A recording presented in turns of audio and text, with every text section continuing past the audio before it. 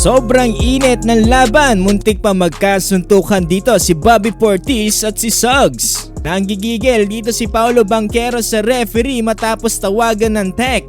Grabe itong si Giannis Antetokounmpo ng kalabaw at ng bastos pa. Pero hindi yan pwede kay Paolo Banchero, beast mode, pinatahimik si Giannis Antetokounmpo. Eto na, Milwaukee Bucks kontra dito sa Orlando Magic. Parehong nasa kalagitnaang kalagayan ngayon ang dalawang koponan. Samantalang home court advantage para sa Orlando Magic ngayong gabi. Starting 5 nila dito ay sina Banchero, Wagner, Bitadze, Suggs at si Anthony Black. Mantalang dito naman sa Milwaukee Bucks, Giannis Antetokounmpo, Chris Middleton, Brook Lopez, Cameron Payne at Malik Beasley. Wala naman ngayon dito si Damian Lillard. Well, opening quarter, maagang pambungad agad sa 3 ang ginawa dito ni Cameron Payne para dito sa Milwaukee Bucks. Maaga din kinakalabaw dito ni Giannis Antetokounmpo ang ilalim ng Orlando Magic. Pero buhat din agad itong si Paolo Banchero para dito naman sa home team. Pumamada agad to ng 6 points. Bayan pa ng pagpapakawala ng 3 dito ni Joe Ingles. Masyadong mainit ngayon dito si Cameron Payne sa first quarter. Perfect 4 out of 4 ang kanyang shooting.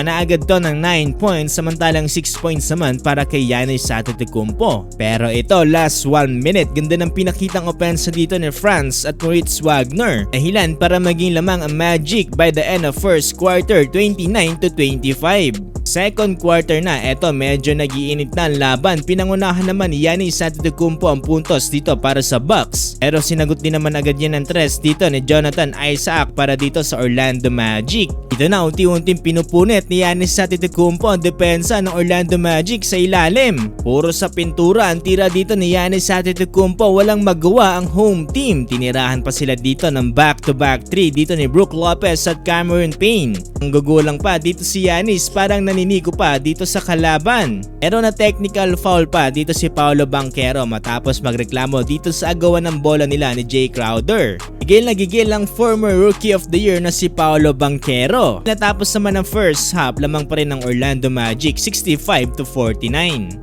Start ng third quarter, naghahabol pa rin dito ang Milwaukee Bucks. Ito, Chris Middleton gumagawa na ng paraan. Kumamada agad to ng 5 points mula sa kanyang jumper at 3. Pero masyado nang mainit dito si Paolo Banchero. Sinasagot din agad ang 3 na ginawa dito ni Middleton. Pero bukod kay Chris Middleton ay unti-unti na rin tumutulong dito sa ilalim si Giannis Antetokounmpo. Nambastos pa nga ito at ng posterized dunk pa.